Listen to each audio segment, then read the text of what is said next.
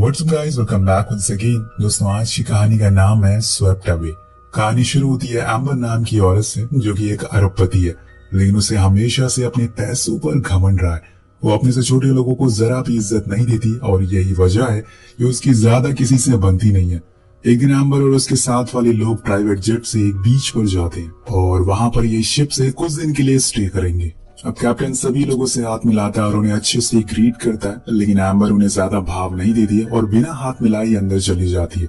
जैसे कि हम उसका नेचर जानते हैं, उसी दौरान हम माइक नाम के आदमी को भी देखते हैं, जो उसी शिप में क्लीनिंग का काम करता है। वो एम्बर से कुछ खास खुश नहीं था। उसने आते ही सबको ऑर्डर देना शुरू कर दिया था। अब माइक भी उसके सामान को लेकर उसके पीछे पीछे रूम तक जाता है और फिर वापस जाने लगता है, लेकिन एम्बर उसे रोक कर कहती है कि क्या इस शिप में जिम है।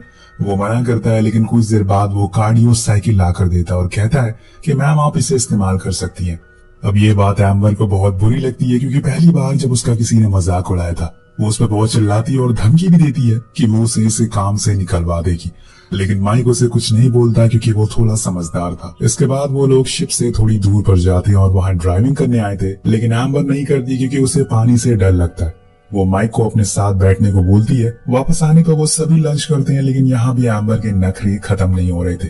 वो कहती है कि लंच बहुत ठंडा है, इसे और गर्म करके लाओ, लेकिन यार चीजें अब माइक के सर से ऊपर जा रही थी और इसीलिए वो गुस्से में आकर जितना भी लंच होता है वो उसके ऊपर फेंक देता है और बाद में उसी भी उठाकर समुद्र में फेंक देता है। लेकिन तभी एक चुटकी बजती है और वो हकीकत में आता है। ये बस उसका एक वहम था। अगर उसने ऐसा कुछ किया तो पहले तो उसकी जॉब जाएगी और फिर हो सकता है कि एम्बर उसे बर्बाद भी कर दे। यही कारण है कि वो चुपचाप जाकर अपने दोस्तों को लंच गर्म करने को कहता है। अब ऐसे ही एम्बर के नखरे झेलते झेलते कई दिन हो जाते हैं। फिर एक दिन शिप में कुछ दिक्कत आती तो वो माइक से कहती है कि उसे फिशिंग करने जानी है। वो उसे बताता है कि मैम ऐसा करना खतरे से खाली नहीं होगा, क्योंकि मौसम खराब होते हुए दिख रहा है और ऐसे में बाहर जाना सही नहीं है। लेकिन एम्बर एक नंबर की जिद्दी थी। वो नहीं मानती और कहती है कि मुझे एक छोटी सी बोट चाहिए जिस पर बैठकर हम यहाँ से दूर जाकर फिशिंग कर सके। तो माइक को एक बोट का इंतजाम करना पड़ता है, जिसे लेकर वो शिप से दूर जाने लगते हैं, जहाँ पर उन्हें कुछ मछलियां मिल सकती हैं। लेकिन इन्हें इस बात का जरा भी अंदाजा नहीं है कि आने वाले जितने भी दिन होंगे इनके लिए वो हमेशा के लिए यादगार हो जाएंगे। अब कुछ देर के बाद ये लोग फाइनली उस जगह पर पहुंचते हैं जहाँ से माइक को लगता है कि अब यहाँ पे फिश पकड़ी जा सकती है, लेकिन एम्बर उसे और आगे जाने को कहती है। वो फिर से बोट स्टार्ट करता है, लेकिन अब वो शुरू होने के नाम ही नहीं ले रही थी। कुछ देर कोशिश करने के बाद माइक को पता चलता है कि इसमें तो पेट्रोल ही खत्म हो चुका है। अब जब ये बात एम्बर को पता चलती है तो वो आग बबूला हो जाती है और माइक पर चिल्लाती है। अब इसमें तो माइक की ही गलती थी, क्योंकि यार फ्यूल तो चेक करके लाना चाहिए था।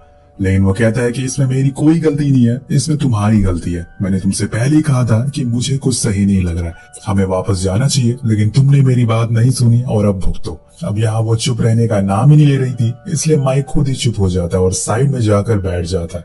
कुछ देर बाद एम्बर का गुस्सा शांत होता है तो वो उसे बताता है कि हमारे पास अब कोई रास्ता नहीं है सिवाय किसी शिप के इंतजार करने के, अब जो कि इस बोट पर पैडल भी नहीं है जिससे कि हम थोड़ी दूर वापस जा सके। अब वो दोनों उसी जगह पर बैठ जाते हैं और अब इनके पास इंतजार करने के अलावा कोई चारा नहीं है। ऐसे ही करते करते रात हो जाती है और फिर सुबह, लेकिन कोई फायदा नहीं होता। दोनों ऐसे ही बीच समुद्र में अपनी छोटी सी बोट पर बैठे रहते। अब इन्हें यहाँ पूरे 6 दिन बीत चुके हैं, पर कोई मदद के लिए नहीं आए। इन्होंने कई दिनों से कुछ खाया भी नहीं है। जो भी खाने का सामान था एम्बर अपने साथ लाई थी, वो तो कब का खत्म हो चुका है। लेकिन जैसे जैसे दिन बीत रहे हैं, इन लोगों की दिक्कतें बढ़ती जा रही थी। इसी वजह से एक दिन एम्बर गुस्से में उठती है और माइक पर ही चिल्लाने लगती है। तभी उसे एक बंदूक मिल जाती है, पर उसे लगता है कि ये किसी तरह की फ्लेयर है, इसलिए वो चलाने लगती है। लेकिन माइक उसे बताता है कि जो तुम ये समझ रही हो वो चीज नहीं है, लाओ मुझे वापस कर दो। और इसी हाथापाई में गोली चल जाती है जो सीधा बोट पर लगती है, जिससे अब धीरे धीरे इनकी बोट की हवा निकल रही है, जिसकी वजह से एक हिस्सा पानी में डूबने लगा है। वेल, अभी तक इनकी मुसीबतें कम थी, ये और आ गई थी। उसी रात तेज बारिश होती है और तूफान भी आता है। दोनों उस बोट को पकड़कर जैसे तैसे सरवाइव कर लेते हैं। जब सुबह होती है तो उनकी किस्मत चमक चुकी थी, क्योंकि सामने एक आइलैंड था। फाइनली दोनों बोट को हाथ पैर मारते हुए उस आइलैंड तक पहुंचते हैं। लेकिन वहां पहुंचते ही माइक कहता है कि अब एडवेंचर खत्म हुआ। तो एम्बर कहती है कि हाँ, अब तुम्हारा एडवेंचर शुरू होगा, क्योंकि जब मेरा लॉयर तुम्हें जेल भेजेगा। लेकिन अब माइक को पता था कि यहाँ से निकलना इतना आसान नहीं है। पहले तो इन्हें लगता है कि जरूर इस आइलैंड पर कोई होगा, लेकिन थोड़ा छानबीन करने के बाद इन्हें पता चलता है कि ये बुरी तरह से एक डिजर्ट आइलैंड पर फंस चुके हैं। एम्बर का ऐसा बर्ताव देखकर वो उसे वहीं छोड़कर अपने रास्ते निकल जाता है और कहता है, तुम्हें मेरे से ज्यादा दिक्कत है ना, तो आज से हम लोग अपने अपने रास्ते निकल जाते हैं। वही माइक अब उस आइलैंड पर कुछ हेल्पफुल चीजें ढूंढने लग जाता है जिससे कि उसका थोड़े दिन तो गुजारा हो जाए। शुरुआत में उसे कुछ नहीं मिलता, लेकिन कुछ ही देर बाद उसे एक झोपड़ी मिल जाती है और कुछ बॉटल्स भी, जो किसी इंसान की थी, शायद पहले यहाँ पर वो भी फंसा हो। अब यहाँ उसके रहने का इंतजाम तो हो गया था, इसके बाद उसे अपने खाने का जुगाड़ करना पड़ेगा। अब पास में ही समुद्र था तो उसे ज्यादा ढूंढने की जरूरत नहीं है, लेकिन उसे थोड़ी मेहनत तो करनी पड़ेगी। इसलिए वो सबसे पहले एक नुकीले हथियार बनाता है जिससे कि वो फिश को पकड़ सके, और फिर बड़ी चालाकी से एक फिश को पकड़ लेता है और आकर उसे घर के पास आग जलाता है और आराम से खाने लगता है। वहीं दूसरी ओर एम्बर ने पूरे आइलैंड का चक्कर लगा लिया था, लेकिन उसे कहीं कुछ दिखाई नहीं दे रहा था। उसने अपनी पूरी जिंदगी एक एसी रूम में बिताई थी और एक चुटकी बजाने से उसे सब कुछ मिल गया था, लेकिन यहाँ पे उसे अपना गुजारा करने के लिए उसे अपने साहस और दिमाग की जरूरत पड़ने वाली है, जो कि उसके पास है ही नहीं। असल में दोस्तों, आपको इस कहानी में दो पहलू देखने को मिलेंगे। पहला ये कि कैसे एक गरीब आदमी अपनी जरूरतों को पूरा करने के लिए कोशिश करता है। अभी इतनी देर चलने के बाद एम्बर थक कर वहीं बैठ जाती है, तभी उसकी नजर माइक पर पड़ती है जो आराम से फिश खा रहा था। उसे देखकर एम्बर को जलन होने लगती है, लेकिन उसे भूख भी लगी थी, इसलिए अब उसे ईगो छोड़कर माइक से खाने की रिक्वेस्ट करनी होगी, क्योंकि अगर वो ईगो में रही तो भूखी मारी जाएगी। वो उसके पास जाती है और रिक्वेस्ट करती है कि एक मछली मुझे दे दो, लेकिन वो मना कर देता है क्योंकि उसमें जो उसके साथ शिप पर किया था वो अभी भूला नहीं है और अब वो इतनी आसानी से उसे खाना तो नहीं देने वाला है। वो जाने लगता है, लेकिन गुस्से में एम्बर उस पर मिट्टी फेंक देती है और ये माइक से बर्दाश्त नहीं होता। वो सीधा एक उसे चाटा जड़ देता और कहता है कि अगर तुम्हें खाना चाहिए तो मेरी कुछ शर्तें हैं जो तुम्हें माननी होंगी। पहली शर्त कि तुम दोबारा मेरी बेइज्जती नहीं करोगी। दूसरी, यहाँ बॉस मैं हूँ, अगर तुम्हें कुछ चाहिए तो तुम्हें उसे कमाना होगा। तीसरा ये कि अब से तुम मेरे सारे कपड़े धोगी और मुझे मास्टर कहकर पुकारोगी। मतलब दोस्तों, माइक उसे सही बदला ले रहा है। अब एम्बर मान जाती है क्योंकि उसके पास कोई ऑप्शन नहीं था, इसलिए अब उसके सारे काम करने लग जाती है, लेकिन गुस्से में। अब माइक मछलियां पकड़ कर लाता है और वो उसे बनाती है। इसके बाद वो उसके कपड़ों को भी धोती है और कुछ दिन ऐसे ही बीत जाते हैं। वो आग भी जलाना सीख गई थी, लेकिन माइक बहुत ही रूड बिहेव करता है उससे। एम्बर के लिए वो उसे ना तो घर में सोने देता है और ना ही सही से कुछ खाने को देता है। माइक कहता है कि अगर तुम्हें सोना है तो मेरे बेड पर सोना होगा। एम्बर भी कम नहीं थी, वो कहती है कि मैं किसी जानवर के साथ सो लूंगी, लेकिन तुम्हें किस कभी नहीं करूंगी। अब यहाँ सिचुएशन थोड़ी उल्टी होने लगती है। माइक का बिहेवियर ज्यादा रूडली होने लगा था, पर पूरे आइलैंड पर बस वही दोनों अकेले ही थे, इसलिए उन्हें मजबूरन एक दूसरे से बात करनी पड़ती है, जिसकी वजह से उनके बीच में एक अंडरस्टैंडिंग होने लगती है। एक दिन दोनों ऐसी ही मछलियां पकड़ रहे होते हैं, उसी दौरान माइक उसके करीब आ जाता है और कहता है, अब वो अपनी सारी हदों को पार कर देता है और उससे बदतमीजी करने लगता है, लेकिन फिर रुक जाता है क्योंकि माइक को यहाँ पर एम्बर से सच्चा प्यार हो गया था। वो बस दिखाना चाहता था कि ईगो हर किसी में होता है, लेकिन अपना ईगो, अपने घमंड को अपने नीचे वाले लोगों पर नहीं निकालना चाहिए। और फिर वहां से चला जाता है, जिसके बाद एम्बर को समझ आता है कि वो वैसा नहीं है जैसा कि वो उसे समझती है, इसलिए वो उसके पास जाकर उसे माफी मांगती है। वो भी उसे पसंद करने लगी थी। उस दिन के बाद से वो दोनों काफी अच्छे दोस्त बन जाते हैं और सारे कामों को आधा आधा करके बांट भी लेते हैं। लेकिन यहाँ एम्बर को कहीं न कहीं ये समझ आ गया था कि बस पैसा ही सब कुछ नहीं होता, और उन पैसों ने ही उसे घमंडी बना दिया था।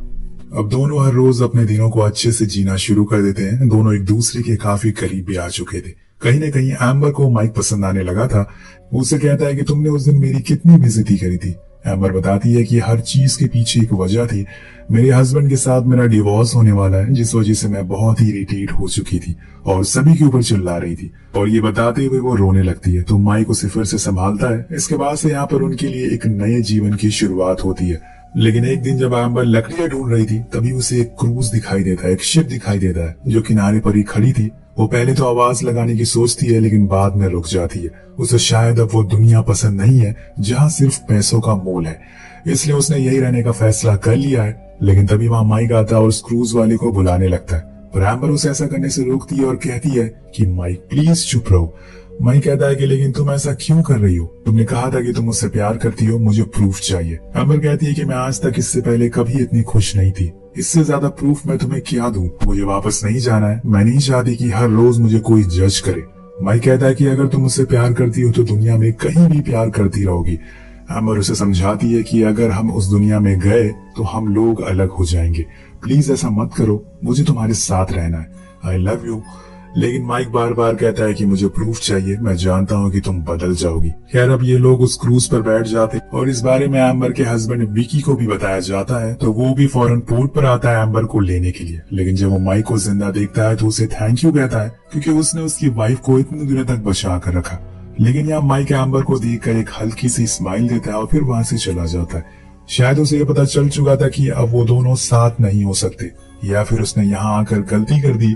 ये सब तो उसे आगे जाकर पता चलेगा। अब यहाँ से वो एक बार में जाता है, लेकिन तभी वहाँ पर एक आदमी आता है जो विकी का आदमी था। उसके हाथों में पैसों से भरा हुआ बैग था जो विकी ने दिया था माइक को देने के लिए। ये एक तरीके का इनाम था, क्योंकि उसने उसकी वाइफ की जान बचाई थी। लेकिन माइक उस आदमी को धक्के मार कर वहाँ से भगा देता है, पर लेकिन वो आदमी बैग वहीं छोड़ देता है और जब माइक उसके खोलता है तो उसमें पैसे भरे हुए थे, जिसे लेकर वो जाने लगता है। पर बीच में उसकी नजर एक शॉप पर पड़ती है जहाँ पर काफी सारी एक्सपेंसिव रिंग थी। माइक उन्हीं पैसों से एक रिंग लेता है, यानी कि उसने फैसला कर लिया है कि वो एम्बर से शादी करके रहेगा, और इसीलिए वो उसे कॉल लगाता है। एम्बर से कहता है कि मैं तुम्हें बहुत मिस कर रहा हूँ। वो कहती है कि तुम्हें जो भी फैसला लिया है मैं वो करने को तैयार हूँ, बस वो हमारे लिए सही होना चाहिए।